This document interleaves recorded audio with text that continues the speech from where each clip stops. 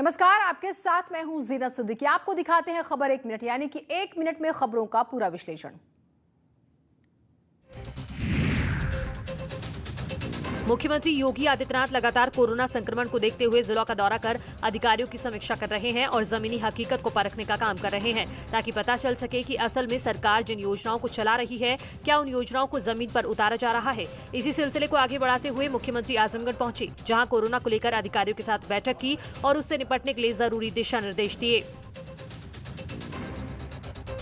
हम लोगों ने ट्रेस, टेस्ट एंड ट्रीट के इस मंत्र को अंगीकार किया और उसके अनुरूप निगरानी समिति को और मोहल्ला समितियों को गांव-गांव और मोहल्लों में भेज करके स्क्रीनिंग की कार्रवाई, मेडिसिन वितरण की कार्रवाई। इससे पहले मुख्यमंत्री योगी आजमगढ़ पहुंचे, तब उनकी सुरक्षा में एक बड़ी चूक देखने को मिली। तस्वीरों में देखिए, हेलीपैड के पास एक गाय दिखाई दे रही है। ये लैंडिंग के वक्त की तस्वीरें हैं, जहां गाय हेलीपैड के आसपास दिखाई दे रही है, जिसको अधिकारी हटाने की कोशिश करते दिखाई दे रहे हैं। गनीमत रही कि गाय को लैंडिंग से पहले ही हटा लिया गया। मुख्यमंत्री योगी आदित्यनाथ आज गोंडा का दौरा किया। इस दौरान कोविड कमांड सेंटर का निरीक्षण किया। इस दौरान उन्होंने भरोसा दिलाया कि सरकार लगातार कोरोना के खिलाफ काम कर रही है, ताकि कोरोना को हराने में मदद मिल सके। लेकिन ये सब कुछ लोगों की मदद से हो पा रहा है। कोरोना महामारी सामने आने के बाद लोग टेस्ट कराने से भाग रहे हैं। ऐसे लोगों से मुख्यमंत्री योगी ने टेस्ट कराने की अपील की है और वैक्सीनेशन में हिस्सा लेने को कहा है। हम लोगों ने ट्रेस, टेस्ट एंड ट्रीट के इस मंत्र को अंगीकार किया और उसके अनुरूप निगरानी समिति को और मोहल्ला समितियों को गांव-गांव और मोहल्लों में भेज करके स्क्रीनिंग की कार्रवाई, मेडिसिन वितरण की कार्रवाई और टेस्टिंग की क्षमता को विकसित करना। उत्तर प्रदेश आज के दिन तक 4 करोड़ 67 लाख से अधिक लोगों को प्रदेश के अंदर कोविड टेस्ट कर चुका है। सरकार लगातार कोरोना टेस्ट बढ़ाने का दावा कर रही है और हर दिन 3 लाख से ज्यादा कोरोना टेस्ट करा रही है। मरीजों की संख्या में लगातार गिरावट देखने को मिल रही है। योगी आदित्यनाथ लगातार जिलों का दौरा कर कोरोना की समीक्षा कर रहे हैं। एक बार फिर से योगी आदित्यनाथ मंगलवार को मिर्जापुर का दौरा करने वाले हैं। खबर है कि सुबह 10:30 बजे मिर्जापुर पुलिस लाइन वो पहुंच सकते हैं, जहां सबसे पहले कोविड कमांड सेंटर का निरीक्षण करेंगे और अधिकारियों के साथ बैठक करेंगे। माना जा रहा है कि जिस तरह से योगी आदित्यनाथ लगातार योजनाओं की समीक्षा जमीन पर जाकर कर रहे हैं, ऐसे में वो मिर्जापुर के किसी गाँव का भी दौरा कर सकते हैं। इसको देखते हुए अधिकारी भी सतर्क नजर आ रहे हैं। साथ ही अधिकारियों के साथ जनप्रतिनिधियों को भी जमीन पर काम करने के निर्देश दे सकते हैं। इस दौरान मीडिया से भी मुख्यमंत्री योगी बात करेंगे। कोरोना संकट के साथ अब ब्लैक फंगस ने मुश्किल बढ़ा दी है, लेकिन गाजियाबाद में येलो फंगस का पहला केस सामने आने के बाद डॉक्टर्स के लिए और चुनौती बढ़ गई है।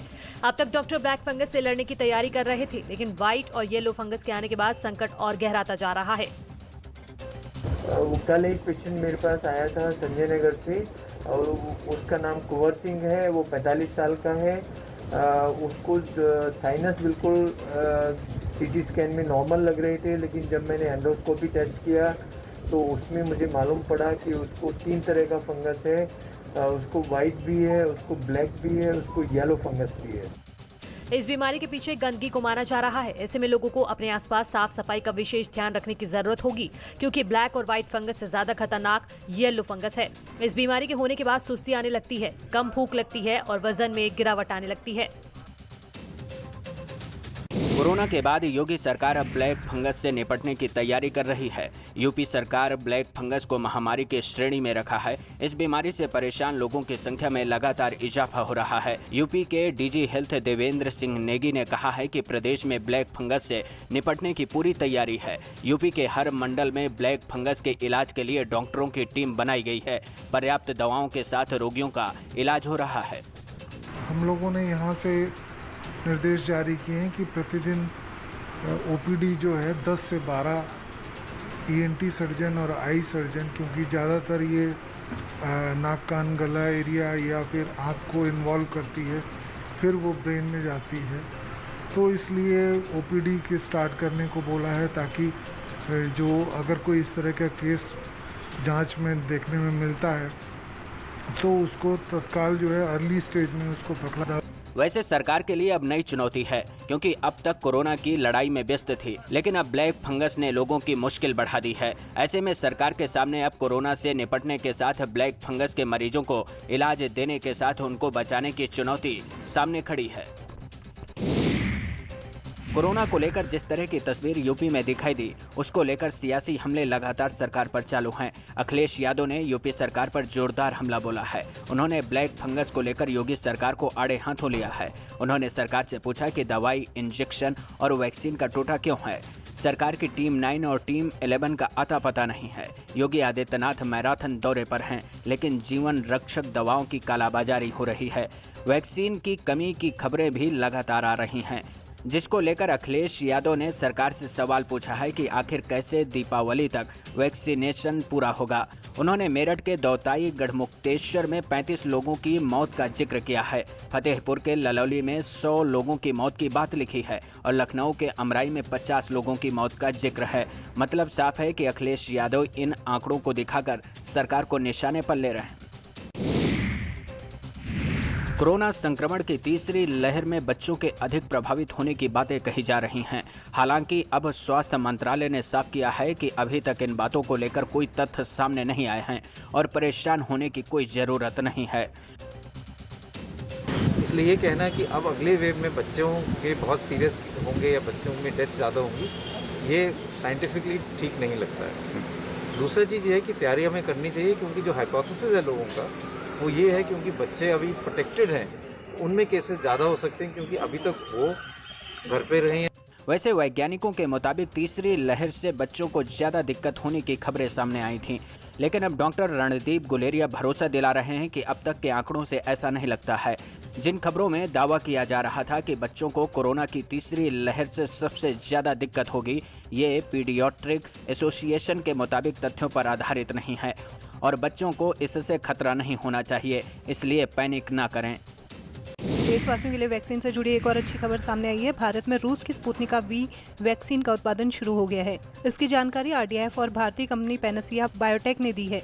हिमाचल के बड़ी में वैक्सीन का उत्पादन किया जा रहा है, जिसका पहला बैच क्वालिटी कंट्रोल के लिए रूस भेजा गया है। स्पुतनिक V के वैज्ञानिकों ने भरोसा दिलाया है कि जल्द ही वैक्सीन का पूर्ण उत्पादन शुरू किया जाएगा और सालाना 10 करोड़ स्पुतनिक V डोज बनाने का काम होगा, जिससे भारत के लोगों को बड़ी राहत मिलेगी और वैक्सीन अभियान को तेज करने में भी मदद मिलेगी। प्रदेश में चल रहे लॉकडाउन को देखते हुए लखनऊ प्रशासन ने एक अच्छी पहल की है। अब लखनऊ में मरीजों के तीमारदारों के लिए खाने की फ्री व्यवस्था की गई है, ताकि कोई भूखा न रह जाए। इसके लिए कम्युनिटी किचन शुरू किया गया है।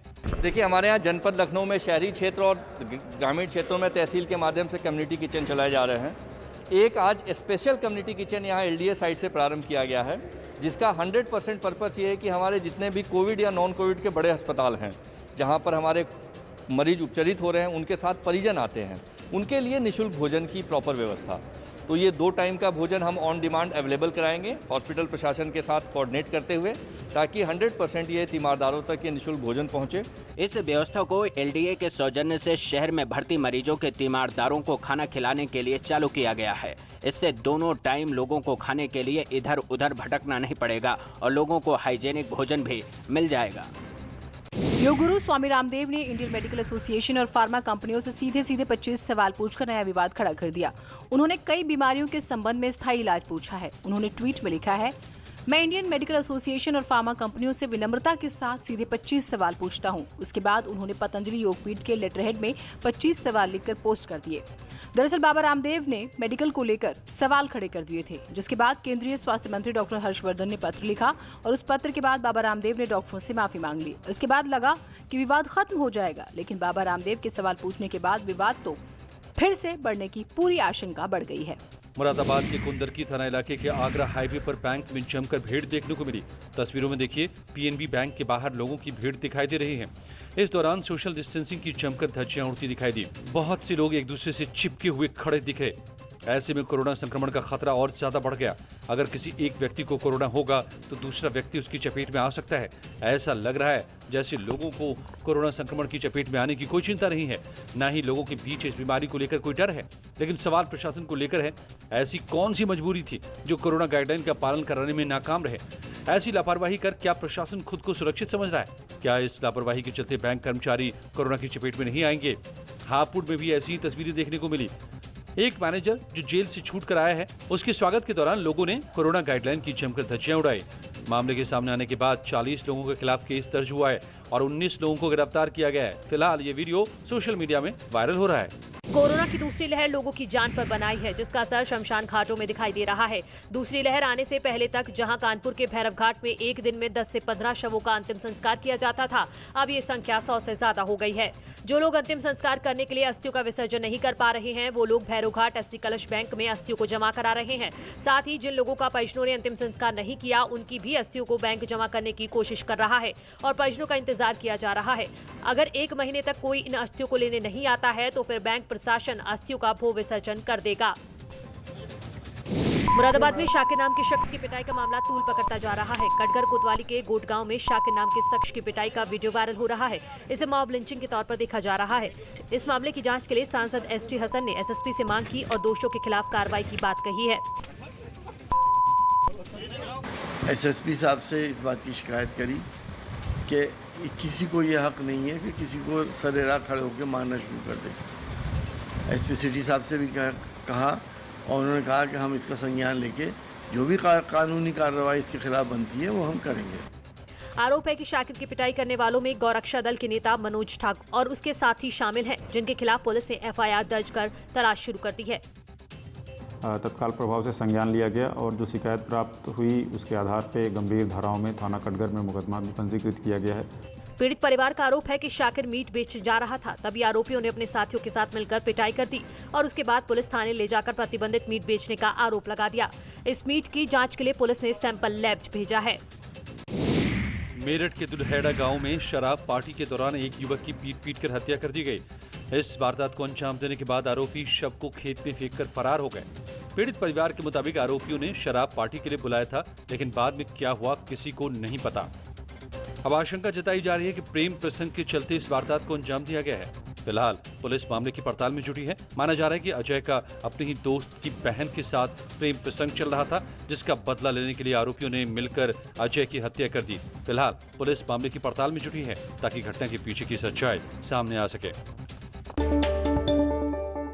और इसी बीच बड़ी खबर आ रही है प्रयागराज से। यहाँ न्यूज 18 की खबर का असर हुआ है। गंगाजल में प्रदूषण का स्तर जानने के लिए की गई सैंपलिंग। भारतीय विश्वविज्ञान अनुसंधान संस्थान लखनऊ की टीम ने सैंपलिंग की।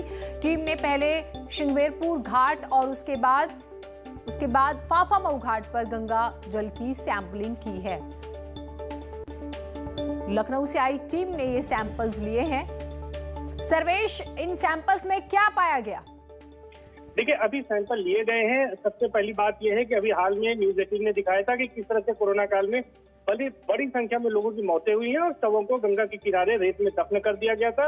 और इस खबर के बाद ही सरकार हरकत में आई थी और शवों को गंगा के किनारे दफनाने पर पूरी तरह से पाबंदी लगा दी गई थी। और इसके बाद सरकार के निर्देश पर आज यहाँ पर भारतीय विश्वविज्ञान अनुसंधान संस्थान की एक टीम प्रयागराज पहुंची थी और इसके साथ ही CSIR और प्रदूषण कंट्रोल बोर्ड की भी टीमें थी। और यहाँ पर सबसे पहले श्रृंगवेरपुर धाम और उसके बाद फाफामऊ घाट पर और कई अन्य घाटों पर इस टीम ने सैंपलिंग की है। यानी कि बीच में गंगा की जलधारा में जाकर उसका सैंपल लिया और ये जांच के लिए लैब भेजा जाएगा। उसके बाद ये पता चलेगा कि गंगा का जल क्या वाकई कोरोना काल में इसकी सेकेंड वेव आने पर प्रदूषित हुआ है या नहीं। जिस तरह से ये कहा जा रहा है कि शवों को गंगा में प्रवाहित कर दिया गया था या फिर शवों को रेत में दफनाया गया था और उसकी वजह से गंगा प्रदूषित हुई। ये जो बातें कही जा रही है उसके बाद ही ये पता लगेगा कि क्या वाकई जो है ऐसा हुआ है या ये बात गलत है। जी ठीक, तो रिपोर्ट आने का इंतजार करना होगा। और बस एक चीज बताएगा कि तकरीबन कितने दिन लग जाएंगे रिपोर्ट आने में? देखिए, रिपोर्ट आने में कम से कम 1 हफ्ते का वक्त लगेगा क्योंकि टीम गई है, उसकी पूरी प्रोसेस होती है और उस प्रोसेस के बाद लैब से जब ये रिपोर्ट आएगी उसके बाद ही कुछ कहा जा सकता है कि गंगा के 1 हफ्ते का इंतजार करना होगा, उसके बाद स्थिति स्पष्ट हो जाएगी। एक छोटा सा ब्रेक ले रहे हैं, कहीं मत जाइएगा।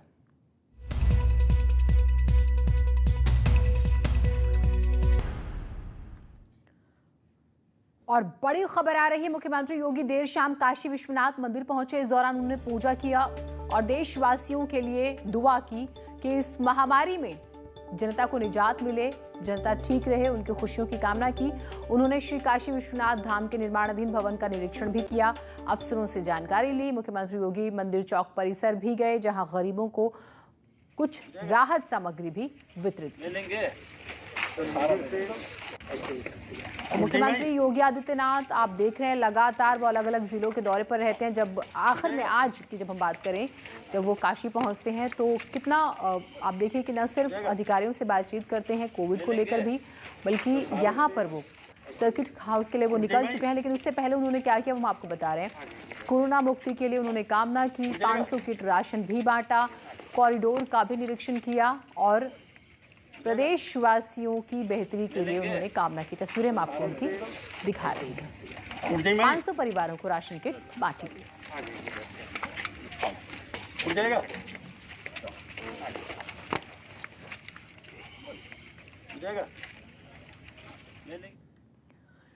और टूल किट मामला, ट्विटर के दफ्तर पर छापेमारी हुई। टूल किट विवाद पर दिल्ली पुलिस ने छापेमारी की है। दिल्ली पुलिस की स्पेशल सेल ने छापा मारा। दिल्ली और गुरुग्राम के दफ्तर पर छापेमारी। कांग्रेस ने छापेमारी को लेकर सवाल उठाए हैं। रणदीप सुरजेवाला ने सरकार पर बोला हमला। सरकार ने लोगों की आवाज को दरअसल दबाना चाह रही है, डराने की कोशिश कर रही है। फर्जी टूल किट का सच नहीं छिपा सकते, ये कहा उन्होंने सुरजेवाला ने। टूल किट में पीएम के खिलाफ साजिश का आरोप भी है। आपको याद होगा दरअसल एक टूल किट का जिक्र बीजेपी करती रही कि कुल मिलाकर सरकार की छवि खराब करने के लिए कांग्रेस ने एक टूल किट तैयार की। उस टूल किट को लेकर कांग्रेस की तरफ से कई जगह एफआईआर दर्ज कराई गई। फिर संबित पात्रा, बीजेपी के प्रवक्ता, राष्ट्रीय प्रवक्ता, ट्विटर ने अभी 2 दिन पहले ही उनके जो पोस्ट थी उसको मैनिपुलेटेड करार दिया था। उसके बाद से विवाद ज्यादा बढ़ गया।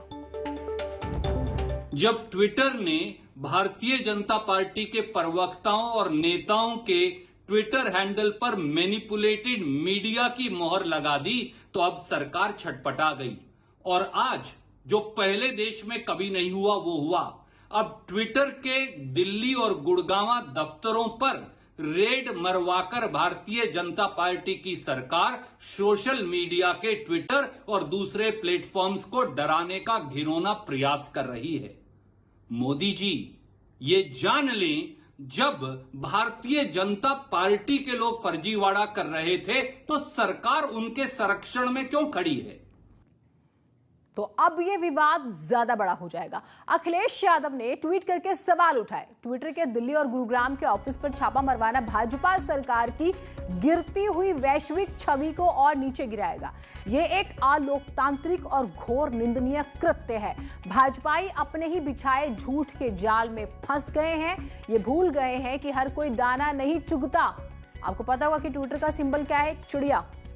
ये बात वो यहां पर मेंशन कर रहे हैं। इस बार बहेलिए को चिड़िया ले उड़ी। एक छोटा सा ब्रेक ले रहे हैं, कहीं मत जाइएगा।